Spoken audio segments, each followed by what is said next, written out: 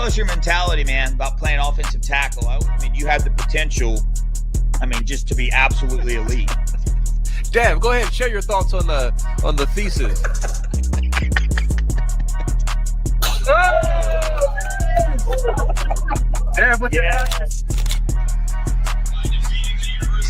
Yeah, baby. That's what we do. We are the Buckeyes. What up, Buckeye Nation?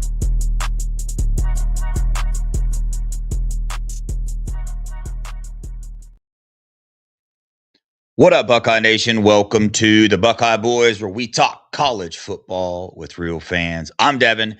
Shout out B. Moses for hooking me up with that new intro video. I hope y'all enjoyed it. Let me know in the comments what you think about that, man. Got a show planned for you guys tonight. It's been planned for quite some time. I've went over the offensive kind of depth chart for this upcoming season. Have not went over the defensive depth chart yet. That's what we're doing tonight. But before we get into that, guys, do me a favor. Hit that like button.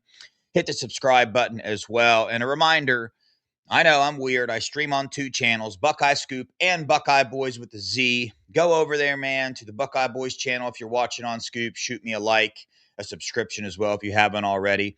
Super chats are open as well. And also download the Spreaker app. Give Scoop a like on that. Apple Podcast, same thing. And as always, the Scoop message board. Go check that thing out. Okay, sorry about that. Here we go. Good to see everybody in the chat. Watched a little bit of Nevada and B. Moses' show, and just wanted to share a little bit on that before I dive into my show. I actually have similar information to the same stuff they were talking about with Jalen Brewster. If you guys remember, if you've been watching this show for a minute, I interviewed him quite some time ago. Probably almost a year ago at this point. So we'll get him back on the show again, have a conversation with him, but the Buckeyes are looking very good there. Yo, what up, Bob? It's been a minute, man. Good to see you in the chat. Sade, how you doing, Sade? Appreciate you. Shout out Sade for the thumbnail again. Ron, Jeremiah, Russ, Winstars, Steely. I see everybody in there, man. Appreciate the Wicked Turtle. I like that name. Is this a new name? Did somebody change their name? Is this a regular in the chat, or is this a new person in the chat? Linda, what's good? How you doing? So, yeah, shorter show tonight, but wanted to get this. What's good, Gio? I see you in there. Again, I seriously, I know I do this a lot, but I appreciate you guys watching every single night. Jeffrey, and this is why I never shout out anybody in the chat. Matt, shout out Matt, because I feel like I know all you guys at this point, so I want to shout everybody out. But I'll do it every single show. I don't care. But yeah, guys, if you remember, went over the offensive depth chart for the upcoming season, at least what we think it will be. But let me clarify, right, and also let you guys know a little precursor to this show. Obviously, this is before the spring, the fall workouts, all those type of things. It's before we start getting a lot of intel based out of those things. So these change. Nobody projected Austin Saravelt at left tackle. Nobody projected Phillip Daniels at right tackle. I said he would take somebody's starting job, but I didn't know where that would be. So I did get some info on how some of these workouts are going. But I kind of build that stuff up a little bit. And I'll do a show on that here shortly. But we're going to dive into this defense. And I think the first part about this defense that we need to talk about is the Matt Patricia conversation that's going on, the Larry Johnson conversation that's going on. Again, as I've reported multiple times, I'm being told both those guys are coming back. Larry Johnson's contract is up. There's no rush. I haven't heard anything on whether it's been public knowledge on him re-signing a new one. Same with Matt Patricia. But again, all signs lead towards Matt Patricia's coming back. It goes to far as that's kind of the vibe within the Woody, and that's been the vibe for the past 3 weeks now. But as we see, I think Michigan lost their defensive line coach today. The Ravens end up hiring him, I think I read. So as you see, I don't know when that happened exactly, but as you see, there's still some, some movement going on in the NFL. But there's silence there, which is good on the Matt Patricia front, which is obviously huge for the Buckeyes. We want Matt Patricia back in the fold here, operating this defense. And another thing you can look at, if you don't want to take my word for it, you can look at how Ohio State operated in the portal with the players they went after and the players they let go. I think it's kind of geared more towards what Matt Patricia wants on his defense, with his nose tackles and getting heavier defensive linemen in here, experienced defensive linemen, and experienced players all around to cover this Matt Patricia scheme, which takes experience. So let's dive into this thing, man. Chat, need y'all's help a little bit tonight because we'll get to it, but there's a couple positions that I think are pretty locked in, right? And then there's one or two that gets difficult. Let's start with defensive end. This one I'm pretty confident about. Obviously, we all know Kenyatta Jackson Jr. came back. That was huge for the Buckeyes, and securing him and getting him to come back. It's one of the bigger reasons they didn't go after a huge defensive end in the portal, because they had one in the fold there. I think Kenyatta Jackson coming into this year can work his way up to a top 50 NFL draft pick. He has the physical tools to do so. There was a little nugget kind of the beginning of this year about Kenyatta Jackson not being turned loose very much. So he's elite at stopping the run. And that's how they used him in the scheme. We've been hearing this about the defensive ends when Jim Knowles was, the defensive coordinator. We kind of heard a little bit about that as well. But, you got to operate at what's best for the team. I do expect part of the conversation with Kenyatta Jackson is they will turn him loose a little bit more on the quarterback this year. Hopefully we see him in an 11, 12, 13 sack season for Kenyatta Jackson. He's going to be the leader in that room. He took big steps this year in being a leader for the Buckeyes during the workout. So, that was a pivotal move by the Buckeyes, and I'm absolutely thrilled that happened. But when you get into this next spot, right, who's going to play on the other end of him? Well, my vote is Zion Grady. I think it's going to be Kenyatta Jackson, Zion Grady on the other side of him. You watch Zion Grady work his way up and be the third defensive end coming off the bench this year. He jumped Bo Atkinson. Zion Grady played in a couple games, like in pivotal moments, not just in like trash moments for the Buckeyes. Highly recruited guy out of Alabama. Larry Johnson really wanted him. The Buckeyes spent a lot of time making sure they got him in the fold here, and hearing a lot of good things about Zion Grady. But when you look below that, the Buckeyes did go in the portal and get Quay Rasal out of Alabama. They got him and James Smith, kind of the package deal from Alabama. When you heard Ryan Day talk about Quay Rasal, though, you heard him talk about him more in a Arvell Reese type of role. And when you look at the film, how Alabama used him, different things like that, that's kind of what I could see Matt Patricia doing in this defense. So it's hard to really put him at that defensive end position. Given the different packages that Matt Patricia uses in his defensive scheme, I can see Quay Rasal kind of being moved all over. Might line up at linebacker sometimes. Might line up stand-up defensive end, So there's different things that he can be utilized for. But he is an athletic freak, a 5-star coming out of high school. And, you go to the Alabama board, you hear how they talk about him. He was, I think, I can't recall reading on their board if I read that somebody saying he's the most athletic defensive / linebacker hybrid that they have on their team. So his athleticism is up there with the best of them. He hasn't really blossomed in his career to that 5-star potential that you wanted. But, as you know, sometimes a fresh start coming here to Ohio State with James Laurinaitis, Larry Johnson, and Matt Patricia, at the fold. Arvell Reese didn't really blossom last year. This year he did. I know he fell off the second half of the season, but, I think let's see if a change of scenery can bring that 5-star freak athleticism out of Quay and see if he can make some impacts at the defensive end position. I think that he will. Bo Atkinson. Bo Atkinson's another one in the room that Buckeyes got out of the portal last year. They fought Georgia for him. They beat Georgia out. He was one of the most sought-after defensive ends in the portal last year. I think he had maybe 7 or 11 sacks in North Carolina before that, but did not turn into the player that we thought he would be this year. Watched him, kind of fall down a couple times, and it just looks like his strength wasn't up to that level.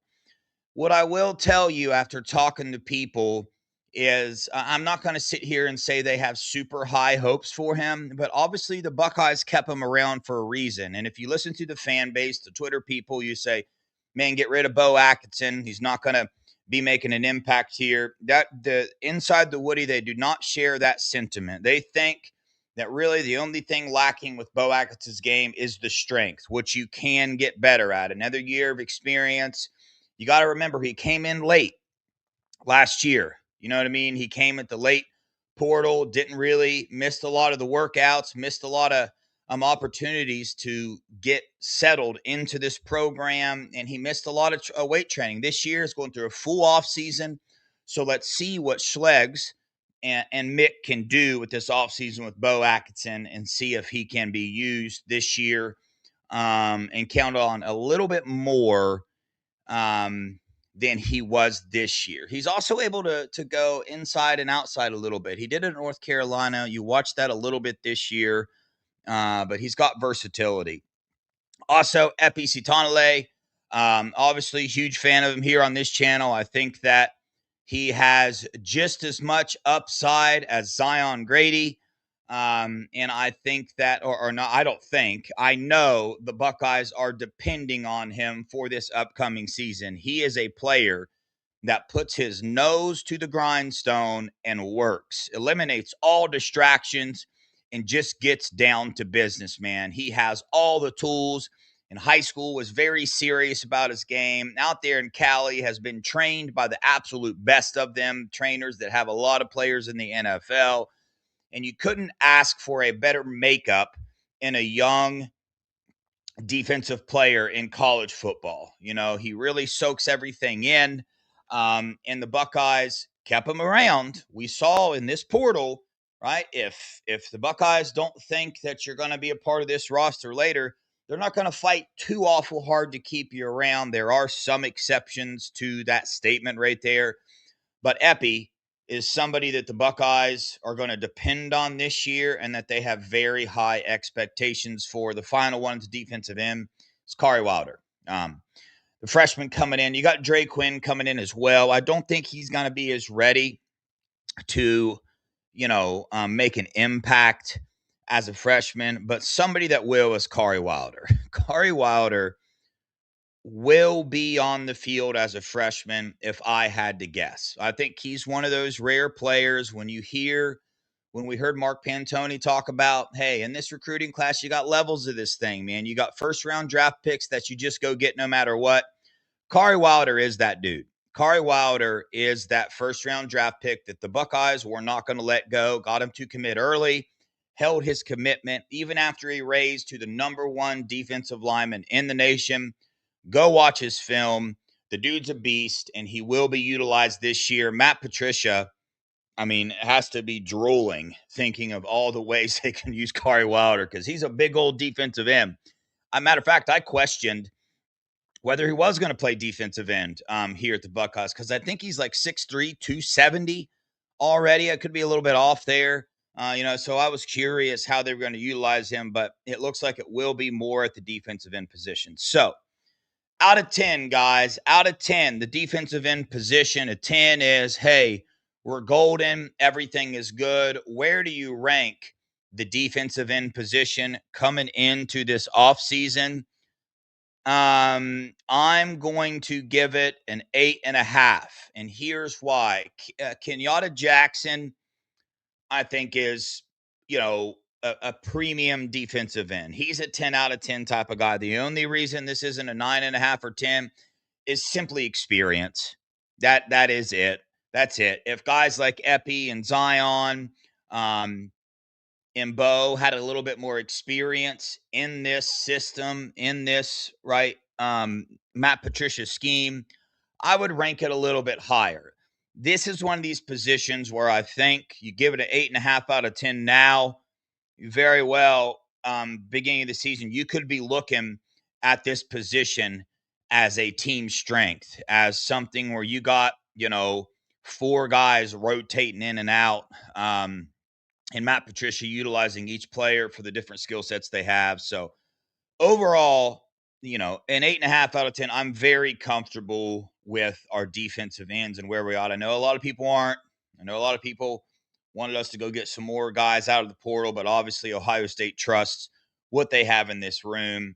Larry Johnson's pretty good at what he does. So I'm going to go ahead and trust him as well. Defensive tackle position.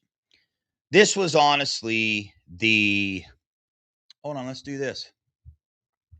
Stars got it at an 8. All right. Steely, same mindset as me, 8.5. Okay, I like it. Bob got it 8 out of 10 as well. If you guys want to grade it, put it up there. I'll pull your grade up. I like to see what everybody's thinking here because I do fall victim to the scarlet glasses sometimes. I really do. I just, man, I love Ohio State football. I love these players, especially the ones I've got to know. I've got to know Epi and Zion a little bit. So, I want to ask you guys, not that you guys wouldn't have scarlet glasses too, but I like to know I'm being realistic here, and I truly believe I am. Jeremiah 8.5, Matt an 8, Russ a 9. Yeah, so it sounds like we're all on the same type of page there. So defensive tackle position. I need y'all's help in this position group because I could show you my notes. I've scratched out names on who the starters are, but I'm going to go with this. I don't even want to say it, man. I don't even want to say it.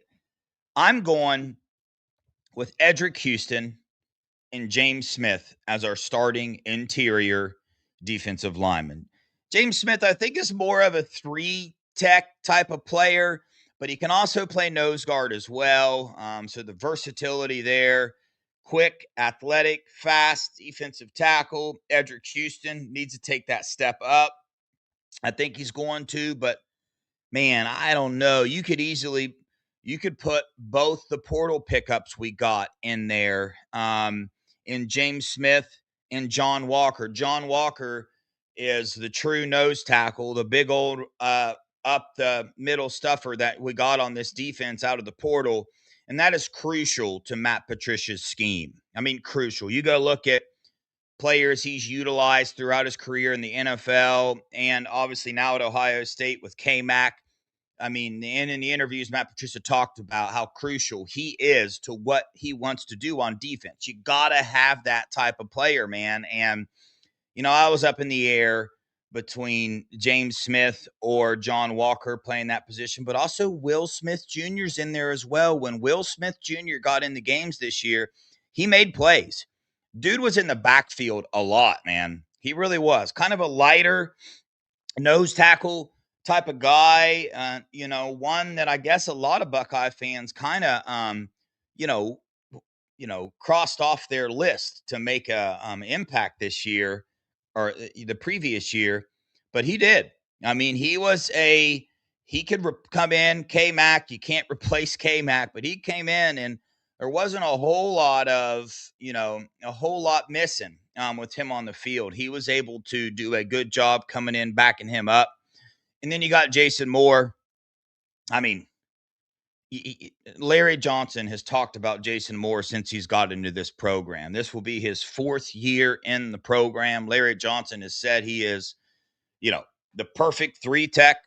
I think he said 3-tech. Yeah, for this defense. Big old guy. Got utilized a little bit this year when Matt Patricia did the heavy fronts, goal line stands. Jason Moore got put in. We'll see if he makes that. We'll see if he makes that next step. What I'm not going to do is count him out. A lot of people want to do that. A lot of people counted Tywone Malone out last year. When I did my videos last year, I said, "Hey, man, either Tywone Malone or Jason Moore is going to step up this year and be an impact player for the Buckeyes." Tywone Malone was the one that did that. We'll see what Jason Moore can do. He's still on this roster. Quite frankly, I'm a little bit surprised that he is. I almost expected him to enter the portal. But again, with what the Buckeyes did this last portal class and the fact that Jason Moore is still on this roster leads me to believe that the Buckeyes still have faith that he can possibly make an impact, but we'll see. Then you got the freshman coming in. You got Damari Simeon. He's on the lighter side, but I think he's the best freshman at the defensive tackle position we got coming in. I think he's got a high floor, but I think the one with the highest ceiling is Emmanuel, the freshman coming in out of Alabama, I believe. Dude looks like he trimmed some weight down, very quick, very athletic. And then obviously you got Perez coming in as well. But for the most part, I don't know that I see any freshman defensive tackles in this class coming in and making much of an impact. It's a hard one to grade here. I'm going to give the defensive tackle position kind of a lot of unknowns so far, but I'm just going to go with a solid 8, guys. What you guys going out of 10? The defensive tackle position for the Buckeyes. They're just, does Edric Houston step up towards the end of the season? He started to look better. You know what I mean? And then you can go deeper with that. Should he have switched positions? Should Edric Houston be a defensive end or a defensive tackle? That's debate out there. A lot of people I see talking about, hey, man, they should have kept him at defensive end. But either way, he's a tackle now. And there's one person that I'm not going to second guess. And I don't know if other people learn lessons as fast as I do, but that is Larry Johnson. The past 5 years, Ohio State has the most production in the NFL at the defensive line position the past 5 years. I don't know if you guys know that or not, but there's this Twitter account that does that. It grades NFL production. And out of the past 5 years, the last chart I read, Ohio State is leading the way at the defensive line production with forced fumbles and sacks and tackles and all those other metrics that can be used as well. So I trust Larry Johnson here. I think the Buckeyes did a good job in the portal, bringing in John Walker, James Smith, 2 veteran players that did well at their last stops that have James Smith. When I did my ranking on the players I'm excited about, he was my number 1 player that I was excited about, minus the kicker. James Smith was. When I watch his film and I see the potential that he has, I'm excited to see what Matt Patricia does with somebody like him. And then Quay Rasal, kind of that versatile player. So we'll see what he does there. Linebacker position. James Laurinaitis. Well, first off, let's just remember, guys, we are coming off a season where we just watched Sonny Styles and Arvell Reese play linebacker, 2 first-round draft picks. But I got ahead of myself. Steely's got the defensive tackle position at an 8. Russ has an 8 as well. Matt, an 8 as well. Anybody else has anyone? Gio, was he really? James Smith was the number 1 ranked in the portal. I did not know that. I did not know that. But good. That makes me sound way smarter now. And anything that makes me sound smarter, I agree with. So, Gio, I agree with that portal ranking. Number 1 defensive tackle. See? I knew it, guys. Knew it the whole time. I just totally knew it. Captain, defensive tackle, giving him an 8 as well. I like that rating. See what Bob has to say about it. LJ, stay on the staff for as long as competence possible at D-Line Recruiter Plus. Bob's got him at an 8 as well. Yeah, dude. I want LJ to stay as long as he possibly can. All right, here we go. Linebacker position. I started saying we're coming off a year where we watched 2 first-round draft picks. I saw a mock draft that have Arvell Reese and Sonny Styles both being in the top 10 draft picks this year. The top 10. What would that put? You got, You got, would that not be wild if Caleb Downs, Carnell Tate, Sonny Styles, and Arvell Reese all went top 10? Has that ever happened before? Has there ever been 4 of the 10 draft picks, top 10 draft picks, all from the same team? I think it's doable. Just depends what team need. All right, starters. I picked 3 starters here. James Laurinaitis said this year he considered Peyton Pierce a starter. There are people out there projecting. Yo, what up, V? Epi's dad. What's up, brother? Good to see you in the chat, man. You missed it. We already talked about Epi, so you're going to have to hit the rewind button if you want to hear what we have to say about him. I think you'll like it, hopefully. If you don't, you got my number. You can call me, yell at me, and all that stuff. I tried to be nice. Man. Love you, bro. Linebacker position. There's people out there talking about Peyton Pierce not being a starting linebacker this year. I disagree with that. I think Peyton Pierce is the biggest lock for starting linebacker on this team. I mean, look how he was utilized this year. James Laurinaitis loves him. I don't see that type of regression from Peyton Pierce at all. But then I have Riley Pettyjohn in the starting position as well. And Christian, the linebacker from Wisconsin, I have him in there as well. Christian is also another versatile player who can be utilized up on the defensive line as well. Big, strong, physical linebacker, kind of like both the linebackers that we just talked about. But in the backup position, we got TJ Alford. I think he's the first one off the bench. I watched him get in a couple games this year. Coming off the edge, the dude is elite. Dude's a dog, man. I'm telling you, TJ Alford is a dog, and the Buckeyes kept him around. You also got Garrett Stover on the roster as well. Super fast, very athletic, but the room is so crowded, man, with just athletic freaks. What James Laurinaitis has done recruiting this position is not being talked about enough. I saw a list of top 10 recruiters this year, and James Laurinaitis wasn't on it. But, Braxton Lambert ended as a top 10 linebacker, and Sincere Johnson ended as the number 1 linebacker. So, all right, let's go, guys. I think James Laurinaitis is top 10 recruiter in the nation. So you got Garrett Stover as well, but crowded room. We'll see if he can make an impact. And then obviously Sincere Johnson coming in, the other freshman linebacker, Braxton Rembrandt. It's going to be cool to see how he, is developed throughout his time here. But Sincere Johnson, guys, listen, my opinion straight up, is the dude physically ready to play the position? I think he is, and I think he will be. But there is so much asked of you on this linebacker position. James Laurinaitis really, really wants his linebackers to know how to play every linebacker position. And then after that, obviously, you're going to have that green dot.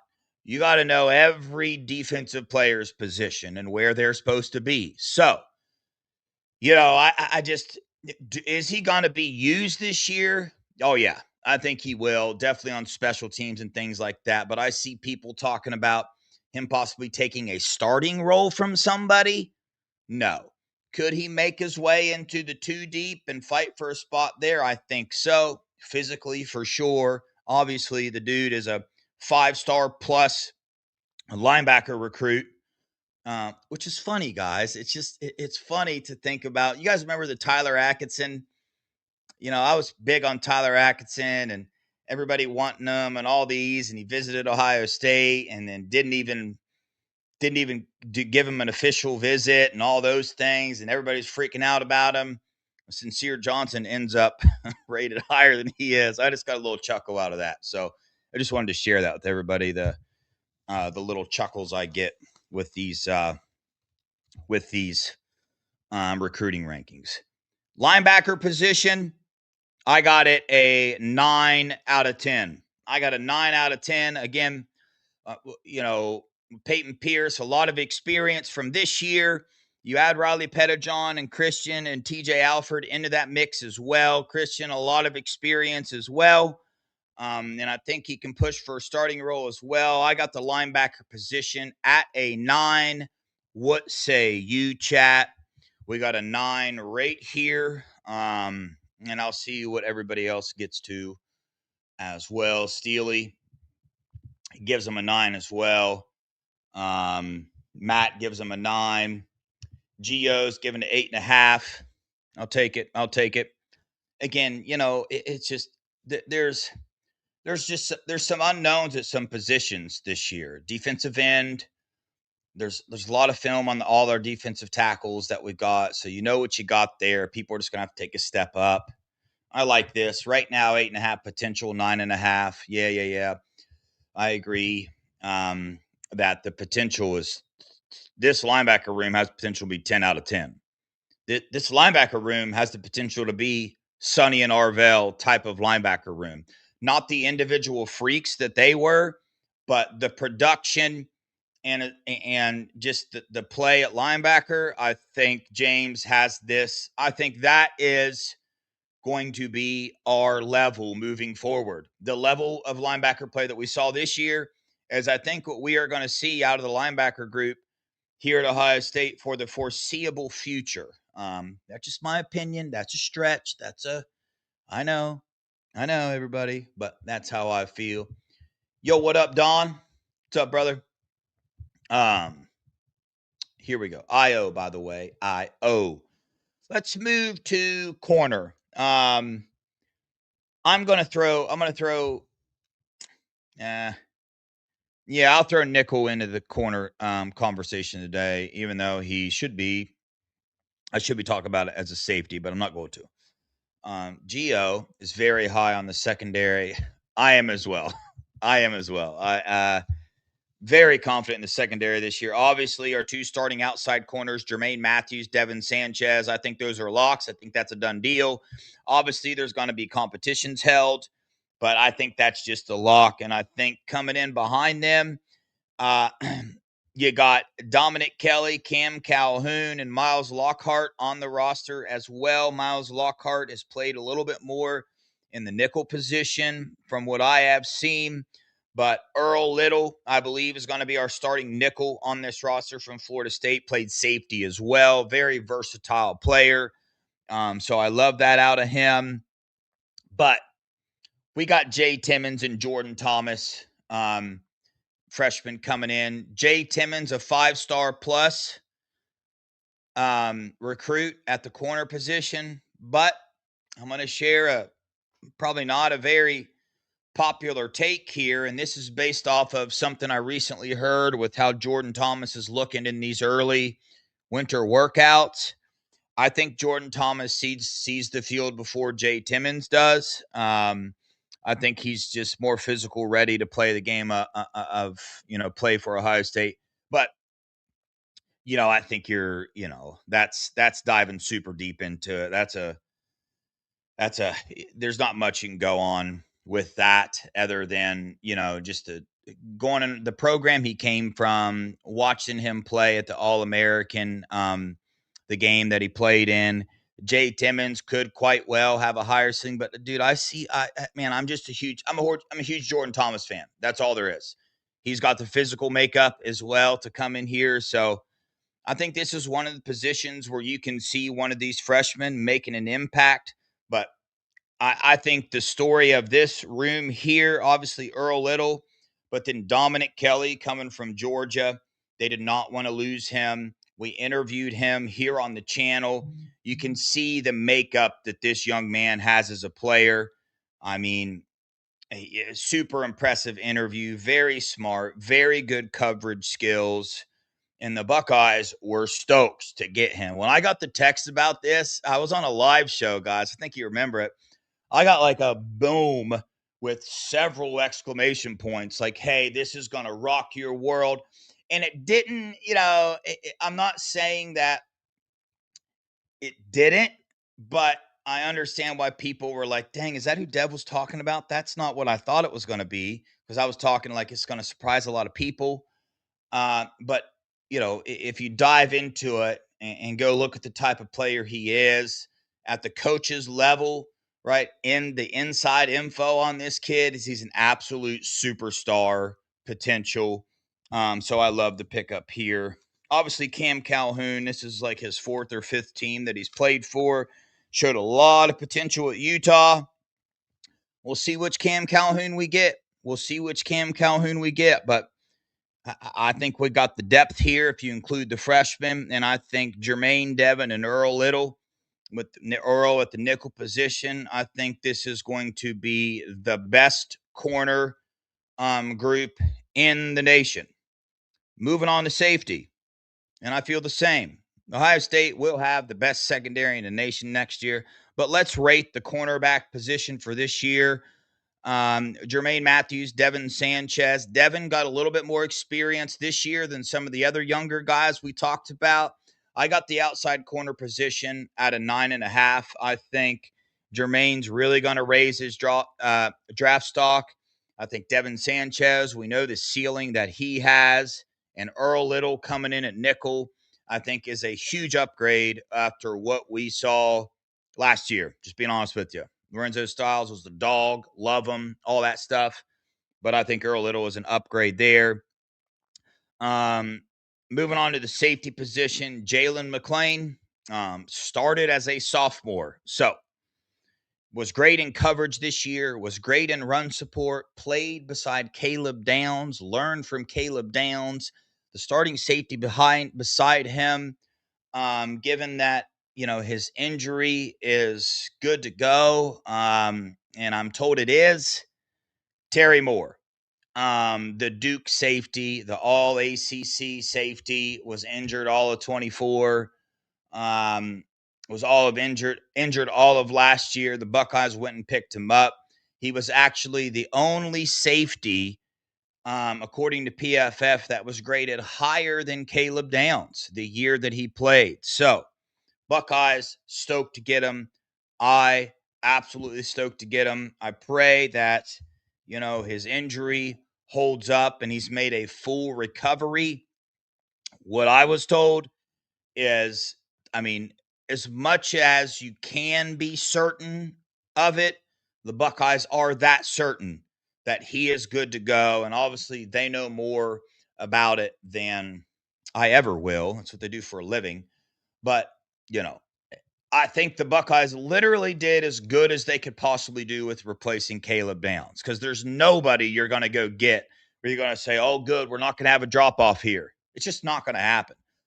But when you combined Earl Little and Terry Moore into this defense with the experience that they have, I think you get pretty darn close. I think you get as close as you possibly could at replacing Caleb Downs in the impact that he had in this defense. I really do. So I love it. That'll do it. Yeah, I'm giving the secondary this year, with the safeties we brought in. The safeties get a 9.5 out of 10, and the corners get a 9.5 out of 10 for me as well. Let's see what you guys got. Geo, 9.8 corner. I love it. Jeremiah's got 8.5 now, 9.5 potential, 8.5. Bob said CB position rating, stock ceiling rising, a 9+. McLean rising star based on 25 finish. Yeah, absolutely he is. Got a 9.5. I love it. Yeah, he did. Earl, I watch FSU probably a little bit more than most, considering I can't literally throw a rock and hit the stadium, but that's just what I say for reference. I can hop in my truck and be there in 10 minutes. So I literally have free tickets to every one of their games for forever, essentially. So if anybody's in Tallahassee and wants to go to a game one day, hit me up. We'll go. We got a 9 and a 9 from Captain F Nuts. I like it. 9.5. Corner 8.5. Safety 9.5. I like it. Ron 9. I like it, man. Hey guys, remember this. I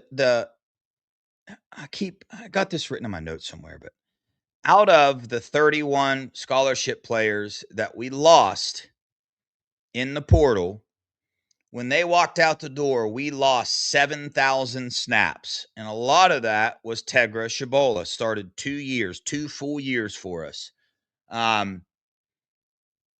the 17 players they brought in also brought in 14,000 snaps of experience.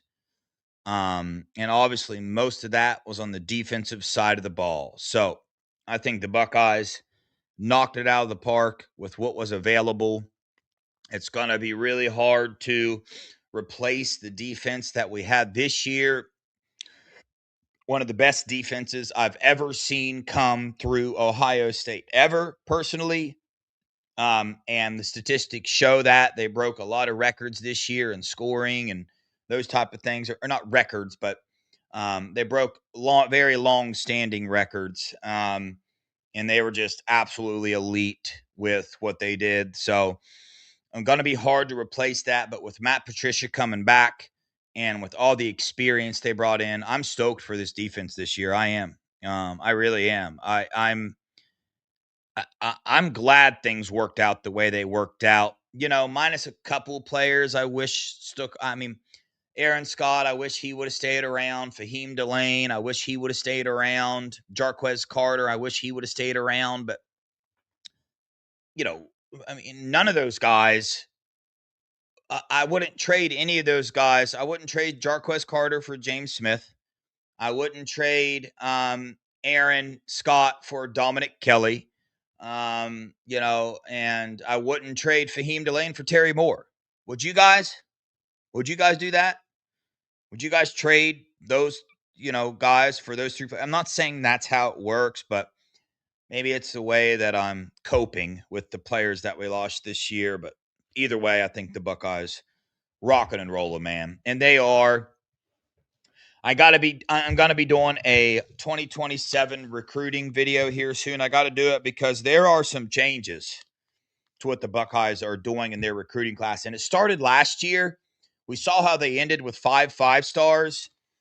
But this year, some things are changing. They're after several first-round talent type of players in this 27 class. It's going to be a smaller class, but it is going to be top-heavy. We got Jameer Brown, number 1 wide receiver. We got DJ Jacobs, number 1 defensive end. They're going after Jalen Brewster, the number 1 defensive lineman. So the Buckeyes, man, they're going after Mark Matthews, the number 1 offensive tackle. They're going after John Meredith, the number 1 cornerback. They're going after who's that 5-star safety that Matt Guerrieri was just visiting, the number 1 safety in the nation. So, bro, they going after the big dogs here. David Gabriel Georges. So they're going after them, and they're going to pay for them because you either pay for them now or you pay more in the portal. That's what it is. But it comes down to whether the Buckeyes, Mark Pantoni broke it down perfect for us. If you got any questions about how Ohio State operates in the recruiting world, go watch the video me and Nevada did yesterday. It'll answer all the questions for you. It came directly from Mark Pantoni, the guy that leads the charge for Buckeye recruiting. Let's get to these super chats, y'all. Steely, thanks for the $1.99, brother. Good to see OG Bob Googs back. We missed you. Bob, I'm going to be honest, man. I did. I missed the crap out of you, man. I was wondering, maybe I should have asked, but I was like, dude, I hope I didn't do something to upset Bob, because I enjoyed, when you're in the chat, your responses, all that, you are engaged, man. You're engaged in these videos. You put really thoughtful comments in the chat. Love having you here, Bob. Great super chat, Steely. Gio, another all-star in the chat, man. Thanks for the $5. Dominic Kelly, future star. Love Terry Moore at safety. His 2024 tape is elite. Yeah, Terry Moore's tape is elite. If we get that version of Terry Moore, we're golden at the safety position. And Dominic Kelly is going to be the 3rd corner. He's going to be the first corner off the bench this year. It's going to happen. If Jermaine Matthews or Devin Sanchez need a break, Dominic Kelly is coming in to replace them. That is my take on that situation. Gia, thanks for the $2. Again, brother. Kicker ranking 10. Absolutely, man. I think I did the special teams in my offensive breakdown. But yeah, Connor Hawkins, 10 out of 10. And like I told you before, in the kicking coaching world, Connor Hawkins was respected as one of the top kickers in the nation. And also, Dalton Riggs, the UCF long snapper that we got, was, I mean, a lot of people, Ryan Day called him the best long snapper in the nation. And I know that's boring, okay, but it's a pretty big deal to go out and get an elite long snapper, okay? How many times have we watched? I mean, you watched the long snapper this year in the Illinois game. I hate saying this because now we have their special teams coordinator, but we have the best long snapper, so it's not his fault. But, I mean, we watched the long snapper snap it short. What happened? Punter caught the ball, knee down, turnover on downs. That solidified the game just absolutely being over. But, hey, y'all, again, appreciate you guys for watching the show. I've got several more shows written, ready to go. So we'll get those out to you. It's the off season. It's a little bit harder. We're going to get Sade on here. Sade's going to join me for a show next week. So show him some love in the chat. Give him some confidence. He's got this thing. So we might be seeing a little bit more of him on here as well. I'm going to be excited about that. Next week, Rashad Streets is supposed to be on, as well as Kellen Weimer. And I'm hoping to get Jalen Brewster back on the show. And also Maxwell Hiller, the 5-star #1 interior offensive lineman, just came off a visit with the Buckeyes. Another one. I forgot to mention that they're going after the #1 interior offensive lineman. And when I say going after, I mean they just visited every one of those prospects. I think they visited the #1 prospect at every position in the nation. So they ain't playing. But guys, appreciate you as always. Love you guys. Go Buckeyes. OH.